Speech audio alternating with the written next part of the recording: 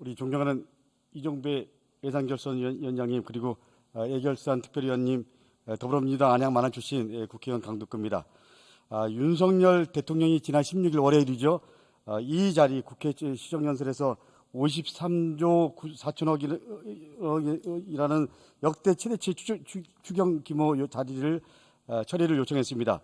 우리 추경호 부총리께 묻겠습니다. 예. 작년에 우리 국민들께서 납부하신 국세가 본 예산에서 계획했던 금액보다 61조 3천억 원이나 증가한 것으로 이전 질의에서 확인됐습니다. 그렇죠? 네. 예. 추경호 부총리, 61조가 얼마나 큰 규모인지 아십니까? 예. 알죠? 예. 예를 들면 이런 겁니다. 연간 인건비 5천만 원짜리 연봉을 따지면 일자리가 한 무려 122만 개가 만들어집니다. 그리고 5조만 투자해도 일자리가 10만 개나 만들어줄 수 있습니다. 지방 국립대 학생들 모두가 서울대 수준으로 질 높은 학습 기회를 갖도록 하는데도 5조 원이면 충분하다 그럽니다. 윤석열 대통령이 공약한 것, 사병 월급을 200만 원으로 인상하는데도 약 5조 1천억이면 된다고 합니다. 이렇게 지속적으로 추진할 정책들을 추경에서는 검토하기 힘듭니다. 기재부 출신이니까 아시겠지만 본 예산에서는 5년 후, 10년 후까지 내다보면서 지속적으로 우리 사회를 튼튼하게 만드는 정책을 검토할 수 있지만 추경에서는 그해 12월까지 사항만을 주로 고려하기 때문입니다. 그렇죠? 네. 예. 기재부 관료들이 작년과 올해처럼 세수 예측을 대규모로 실패하는 사태가 벌어지면 본예산 심사 때 재원 자체가 은폐되는 바람에 장기적 투자가 힘들어집니다. 물론 은폐되는 바람에 이 부분에 대해서 동의 안 할 수도 있지만 제가 보기에는 그렇게 해석할 수도 충분히 있다라고 생각합니다. 대체적으로 세금 규모 변화에서 가장 큰 영향을 주는 요소는 경제 성장률입니다. 그렇죠? 예. 경제 성장률이 높아지면 세금도 증가하고 그리고 성장률이 낮아지면 세금도 감소되는 게 일반적인 데이터로 나타나고 있습니다. 그렇죠? 예. 예. 정부가 예측한 2021년 경제 성장률은 몇 %였습니까? 당초에 3.1%. 그렇죠. 예. 실제 경쟁률은 몇 %였습니까? 지금 아직은 저희들이 성장 전망 수정을 하지 않고 2021년. 내가 알기로는 2022년도가 아니고 2021년도에는 4% 예측했는데 4%가 맞았습니다. 예. 한번 자료를 보면 그런데 지난해 세금은 본예산 대비 세수 오차율이 몇 %였는지 아까 이전에 질문했을 것 같은데 예, 그래서 61조 오차가 있었습니다. 그게 본예산 대비 21.7% 정도의 세수 오차라고 하더라고요. 예. 알죠? 예. 본예산 대비 무려 21.7% 차이가 나는 결과입니다. 이 부분에 대해서 저는 궁금합니다. 성장률은 정확하게 예측하면서 세수는 21.7%나 차이가 난다? 그 원인이 실수인가요? 아니면 무능인가요? 아니면 고의입니까? 그러니까 세수 추계를 했으면서 성장 전망을 했는데 그게 상응하는 세수 실적을 정확히 예측을 제대로 못한 결과고. 그러니까 지금 우리 추경호 말씀을 드릴 거는 그 당시에 기획부총리나 우리 홍남기 전 부총리나 거의 똑같은 답을 하고 있습니다. 전형적인 기재부 장관의 답은 그렇게 천편일률적으로 하는 겁니까? 한번 제가 이 자리에서 세수 추계 갖고 얘기할 때 홍남기 부총리가 그 자리에서 한 대답이랑 속기록에 나와 있습니다. 똑같습니다. 이렇게 세수 추계 오류가 매년 아무렇지도 않게 지속적으로 발생하고 있는데 기재부 장관 포함해서 기재부 관료들은 아무런 죄의식도 못 느낍니다. 이 구조를 어떻게 바꿀지 고민도 안 하고 있습니다. 이것과 관련해서 책임을 지금 관료 있습니까? 예, 지금 의원님께서 지적하시고 걱정하시는 것에 상응해서 홍남기 부총리 계실 때 그때 인사 조치도 하고 또 금년 초에 세수 추계 개선 방안도 발표하고 그렇게 했고 그 연장상에서 지금 하고 있는 겁니다. 똑같은 일들이 오히려 더 규모가 크게 지금 세수 추계가 지금 이 오류가 지금 발생하고 있는 겁니다. 기재부 관료들은 세수 예측 실패라는 말을 사용하지 않습니다. 어떻게 사용하느냐? 초과 세수라는 말을 주로 사용합니다.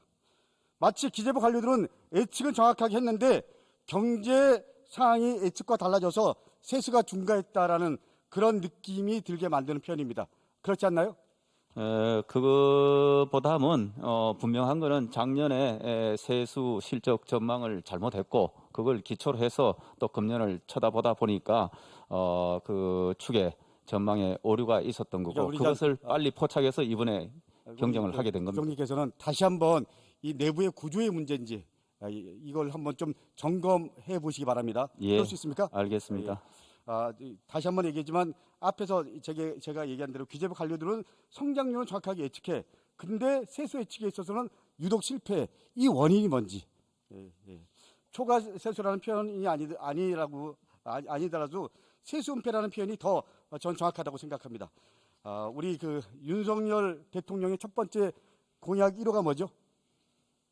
소상공인 지원. 예. 소상공인 자영업자 코로나, 수출보상 예. 50조 이상의 재정 자금을 확보를 위해서는 국채 발행이 불가피하다는 것이 전문가들의 대체적인 의견이었습니다. 근데 기재부는 초과 세수 규모는 윤석열 정부 2차 추경 발표와 맞물려서 공개됐습니다. 이게 타이밍상 이게 상당히 좀 공교롭다라는 생각이 듭니다. 누가 봐도 합리적인 의심이 듭니다. 우리 추경 부총리께서는 우연의 일치라고 생각하십니까? 우연의 일치가 아니고 실적을 기초로 해서 진도비 등을 바탕으로 새롭게 불과 1차 추경 3개월 사이에 이렇게 달라졌습니다. 그러니까 1, 2월에는 어떠한 실적치도 제대로 없었기 때문에 그러고 지금은 3월까지 실적치가 나오기 때문에 그렇게 기재부 장관들은 똑같은 변명을 계속합니다. 그러니까 그 자리에 추경호 부총리가 있고 문재인 정부 때는 홍당기 부총리가 있었습니다. 답변은 항상 천편일률적입니다. 의원님, 제가 지난 정권을 비호할 이유가 없잖아요. 제가 있는 대로 지금 말씀을 드리는 겁니다. 기재부 입장에서는 항상 기재부 논리로 똑같이 얘기한다라는 거죠. 그 논리를 넘어서 이제 다시 한번 그 구조를 어떻게 바꿀 건가 이거에 대한 고민을 해달라는 얘기입니다. 예, 정확한 세수 추계를 위해서 노력하겠습니다. 저는 지난 1차 추경 때 정부가 제출한 추경안이 약 14조 규모였습니다. 그 당시에 재원은 국채 발행 11조 3천억 그리고 공공자금 관리 기금 여기서 여유자금 2조 7천억 이걸로 마련한 걸로 알고 있습니다. 그렇죠? 예. 당시에는 우리 민주당에서는 적어도 35조 5천억은 확보돼야 된다고 했는데 기재부가 받아들이지 않았습니다. 예. 14조 원이라는 규모가 턱없이 부족했지만 우리는 하루하루 절박하게 그리고 힘들게 살아가는 국민들 삶에서 보면 한시라도 빨리 지급해야 된다는 입장에서 우선적으로 통과시킬 수밖에 없었습니다. 그런데 갑자기 기재부에서 53조라는 막대한 초과 세수를 발표하면서 윤석열 정부는 국채 발행을 하지 않아도 된다. 이런 상황에 대해서 예결위원으로서 더 강력하게 예산을 관철시키지 못했다는 그런 자괴감 그리고 동시에 황당함을 지금 이 자리에서 느낍니다. 우리 기재부가 윤석열 정부가 국채 발행 없이 추경 재원을 마련할 수 있도록 의도적으로 세수 추계 오류를 내고 정치적으로 의도를 담고 있는 게 아니냐 이렇게 물으면 우리 장관께서는 그런 건 아니다라고 말씀하시겠죠? 제가 그 상상을 해봅니다. 만약에 저희들이 정권을 잡지 않고 민주당에서 정권을 잡았었으면은 과연 그렇게 지적하실까? 저는 분명히 말씀드립니다. 이 자리에 있을 때 그 당시 홍동기 부총리한테 똑같은 얘기를 했습니다. 예. 속기록을 보십시오. 예, 의원님 아까 말씀드린 대로 1월 달에 아마 1월 이 달 부분은 사정이 있었을 겁니다. 사실은 예를 들면 정권의 문제가 아니고 저는 기재부 내부의 문제가 있다고 생각합니다. 기재부 내부의 문제가 무엇인지 한번 면밀히 그 구조를 검토해 보시기 바랍니다. 예, 잘 알겠습니다. 추경을 제대로 심사하는 일도 중요하지만 대규모 세수 예측 실패 그리고 바람직한 재정 투자를 불가능하게 만든 사태 원인을 찾아서 대책을 마련하고 한번 실현해보자 이런 입장입니다. 제가 윤석열 정부가 시작하는데 이 부분 갖고 윤석열 정부를 공격하는 것도 아닙니다. 기재부 내부에 이 구조를 어떻게 바꿀 것인가 이런 부분에 대한 진지한 고민을 하지 않으면 미국처럼 기재부가 아니라 대통령실이 책임지고 예산안을 직접 작성한다든지 아니면 세수 추계 업무를 기재부가 아니라 국회 예산정책처에 맡긴다든지 이런 특단의 조치가 필요할 수도 있다. 라고 생각한다라는 겁니다. 그만큼 진지하게 정권의 문제, 또 우리가 야당이니까 여당을 공격한다, 이런 입장으로 바라보면 안 됩니다. 네. 예, 동의하십니까? 예, 세수 축에 더 정확히 될 수 있도록 또 필요한 개선 방안까지 강구해서 걱정이 없도록 그렇게 최선을 알겠습니다. 우리 다하겠습니다. 지금 김대기 비서실장 불참했죠. 안상훈 사회수석에게 질의하겠습니다. 예, 말씀하십시오. 예, 지난 17일 날 운영위 이 전체회에서 김대기 비서실장이 이런 말을 했습니다. 인천국제공항공사, 한국철도공사 등 공기업 지분 30~40%를 민간에게 매각하는 게 바람직하다는 뜻을 밝혔습니다. 인지하고 계십니까? 예, 오늘 들었습니다. 예, 김대기 비서실장은 MB정부에서 경제수석과 정책실장을 역임한 후에 민간으로 이직해서 지난 2020년 7월부터 맥쿼리 인프라 사회이사를 지내고 있습니다. 맞죠? 예, 예, 맥쿼리 인프라는 어떤 자금 운용회사인지 알죠? 여기는 2021년 12월 31일 기준으로 하면 철도, 도로, 에너지, 항만 등 전국 16개 사업에 투자를 하고 있습니다. 민간 투자 사업에 참여하는 펀드 운영 기업입니다. 국내에서는 지하철 9호선과 우면산 터널, 이 마창대교 등의 과도한 채소 수입 보장 등 특혜로 유명하고, 공공요금 기능을 무시한 채 일방적으로 요금을 올리려다가 소송전을 벌이는 등 악명 높은 민영화 기업입니다. 김대기 비서실장이 청와대에서 맥쿼리 인프라의 로비스트 역할을 할지, 로비스트 역할을 하면 어떻게 할지 심히 우려가 되고 걱정됩니다. 그리고 김대기 비서실장 저서에는 이런 내용이 나와 있습니다. 덫에 걸린 한국경제라는 책에서 이 KTX 민영화라고 이름 붙여진 사업이 불발로 끝났다. 마지막에 이 사업은 철도공사 노조와 정치권의 반대로 벽에 부딪혔다. 이런 어이없는 반대 논리가 의외로 통하면 사업이 유보되었다. 김대기 비서실장은 인천공항공사 지분 매각도, 그리고 이런 지분 매각도 정치권의 반대로 무산됐다고 밝혔습니다. 지난 17일 확인한 공식 입장에서도 같은 입장을 유지했습니다. 우리 안상훈 수석, 이런 비서실장의 입장에 대해서 어떻게 생각하십니까? 적어도 지금 청와대 비서실장 입장에서 이런 기조를 갖고 있는 게 맞다고 생각하십니까?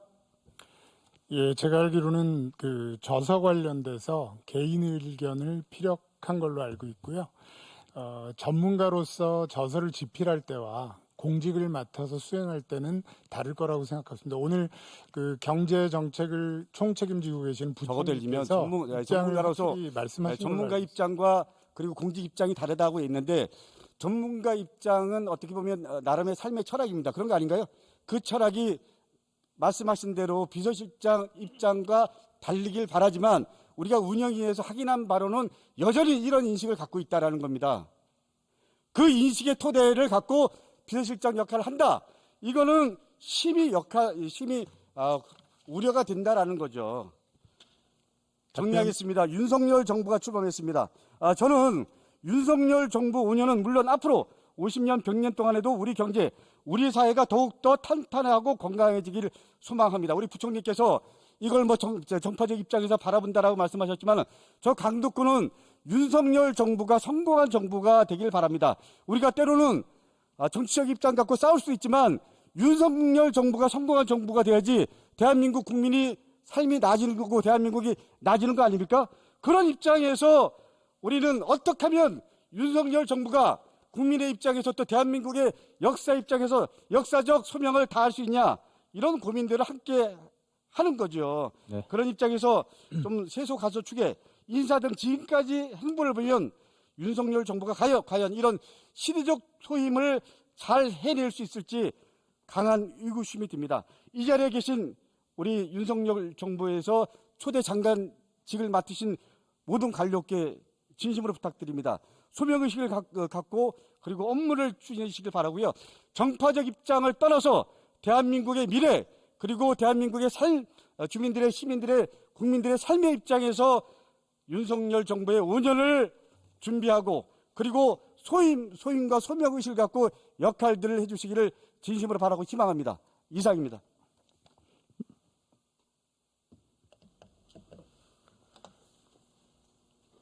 네, 강덕구 의원님 수고하셨습니다.